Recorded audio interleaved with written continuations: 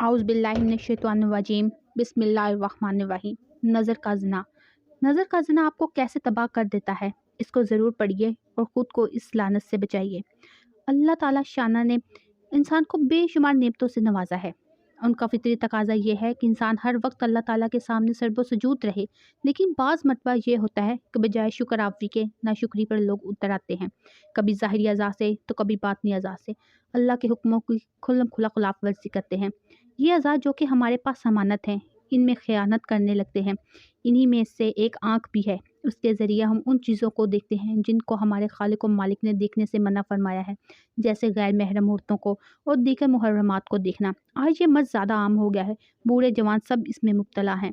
अल्लाह रब्बुल इज़्ज़त ने कुरान करीम में वाज़ेह तौर पर अपने हबीब सल्लल्लाहु अलैहि वसल्लम को मुखातिब फरमाकर सारी उम्मत को हुक्म दिया है। आयत करीमा में अल्लाह ताला शान नबी करीम सल्लल्लाहु अलैहि वसल्लम को मुखातिब कर कर फरमा रहे हैं कि मोमिन मर्दों से कह दो वो अपनी निगाहें नीची रखें और अपनी शर्मगाहों की हिफाजत करें, यही उनके लिए पाकीज़ा तरीन तरीका है। वो जो कार्रवाइयाँ करते हैं, अल्लाह उन सब से पूरी तरह बाखबर है। इसके बाद अगली आयत में औरतों को भी यही तालीम दी है, बल्कि कुछ दूसरी बातों की तरफ भी तवज्जो दिलाई है। उन्हीं में से एक ये भी है कि अपनी सजावट को किसी पर ज़ाहिर ना करें सवाए उसके जो खुद ही ज़ाहिर हो जाए। आज हमारी औरतों का क्या हाल है, वो किसी से छुपा हुआ नहीं है कि दूसरों पर ज़ाहिर करने के लिए कैसी कैसी सजावटें करती हैं।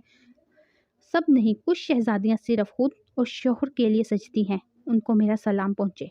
ठंडे दिल से सोचिए, हम किधर जा रहे हैं, कुरान क्या कह रहा है और हम इसके बिल्कुल बरअक्स चले जा रहे हैं। आखिर क्यों?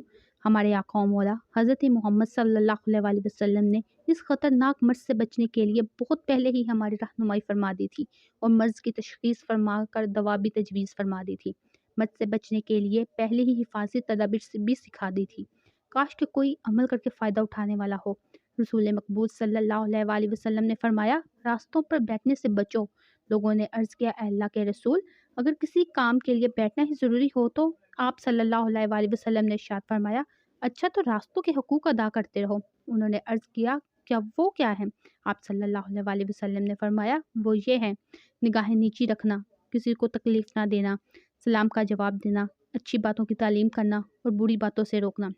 रसूल अल्लाह सल्लल्लाहु अलैहि वसल्लम ने फरमाया, कोई शख्स किसी अजनबिया औरत के साथ नहाई इख्तियार ना करे मगर ये कि उसका वहाँ महरम भी मौजूद हो। हज़रत सल्लल्लाहु अलैहि वसल्लम ने फरमाया, निगाहें इब्लीस के जहरीले तीरों में से एक तीर है। एक हदीस पाक में आप सल्लल्लाहु अलैहि वसल्लम ने इरशाद फरमाया, आंखें ज़िना करती हैं और इनका ज़िना नाजायज़ चीज़ों को देखना है। आका मदनी सल्लल्लाहु अलैहि वसल्लम ने फरमाया, औरतें शैतान का जाल हैं, यानी शैतान औरतों के ज़रिए से मर्दों का जल्दी शिकार करता है। बदनज़री करने के बाद इंसान से शैतान लईन हमेशा पुरुमीद रहता है, कभी ना कभी तो इसको गुनाह में मुब्तला करवा कर रहूँगा। इमाम ज़हरी फरमाते हैं, अगर नाबालिग और कमसन लड़की हो लेकिन उसकी तरफ देखने से ख्वाहिश पैदा होती हो तो उसके किसी अज़ू को देखना जायज़ नहीं। हज़रत अबू हुरैरा ने मना फरमाया कि आदमी किसी मर्द लड़के जिसकी अभी दाढ़ी नहीं आई उसको नज़र जमा कर देखे। रसूल करीम सल्लल्लाहु अलैहि वसल्लम ने एक दूसरी हदीस में बड़ी सख्त वईद फरमाई है कि अल्लाह की लानत है उस शख्स पर जो कसदन बिला उज़्र किसी के सतर को या अजनबी औरत को देखने वाला हो, और वो भी मलून है जिसे बिला उज़्र देखा जाए। हज़रत अली को आप सल्लल्लाहु अलैहि वसल्लम ने यह नसीहत फरमाई थी, ए अली, एक मर्तबा बिला इरादा देखने के बाद दूसरी मर्तबा अजनबी औरत को देखने का इरादा मत करना, इसलिए कि पहली नज़र बिला इरादा तो माफ़ है मगर दूसरी मर्तबा देखने की कोई गुंजाइश नहीं। यहाँ ये बात खूब लायक तवज्जो है। आप सल्लल्लाहु अलैहि वसल्लम ने जिस नज़र को माफ़ फरमाया ये वो नज़र है जो बग़ैर इरादे के अचानक पड़ जाए। बाज़ हज़रात ये समझते हैं कि एक मर्तबा इरादे के साथ देखना सही है, ये बात बिल्कुल गलत है और शैतान का धोखा है। इरादतन एक मर्तबा नज़र डालना भी हराम है और यह भी नहीं है कि बेइरादा पड़ने वाली पहली नज़र ही इतनी भरपूर हो कि दूसरी मर्तबा देखने की ज़रूरत ही ना रहे। हज़रत जरीर बिन अब्दुल्ला ने एक मर्तबा सवाल किया, जो नज़र अचानक किसी अजनबी औरत पर पड़ जाए तो उसका क्या हुक्म है? आप सल्लल्लाहु अलैहि वसल्लम ने फरमाया, फ़ौरन वहाँ से नज़र हटाओ। बदनज़री के नुकसानात का सरसरी जायज़ा। अल्लाह ताला का नाफरमान बन जाना अमानत में ख़यानत करने वाला होता है, अल्लाह के ग़ज़ब और लानत का मुस्तहिक बन जाता है, तौफ़ीक़ अमल छीन जाती है, ज़िल्लत और रुसवाई का सबब है, बरकत ख़त्म हो जाती है, अल्लाह की गैरत भड़कती है, बदन और कपड़ों से अजीब किस्म की बदबू आने लगती है, मसाना कमज़ोर हो जाता है जिससे पेशाब के कतरे या मज़ी کے قطرے آتے رہتے ہیں۔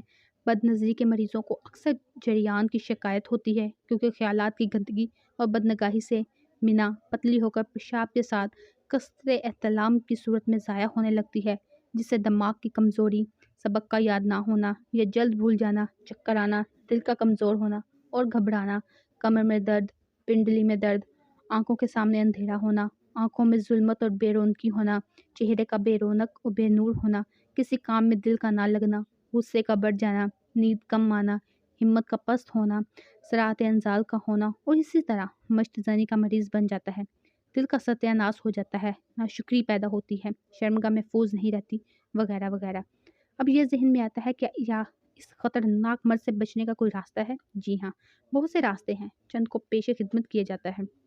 سب سے بہترین علاج یہ ہے کہ اپنی نظروں کو نیچے رکھیں۔ جس وقت عورتوں وغیرہ کا گزر ہو، اہتمام سے نگاہیں نیچی رکھیں، چاہے کتنا ہی تقاضا دیکھنے کا ہو۔ اگر نقاب پڑ جائے تو فوراً ہٹا لیں، اور کتنی ہی تکلیف ہو، اور یہ سوچیں کہ نگاہ کی حفاظت نہ کرنے سے دنیا میں ذلت کا اندیشہ ہے اور آخرت کی تباہی یقینی ہے۔ اللہ نے جو ہمت دی ہے اس سے کام لیجئے، دعا کا اہتمام کیجئے، بزرگوں سے دعا کروائیے، اس دعا کا ورد کیجئے۔ بد نظری کا نہ کرنے کا فائدہ۔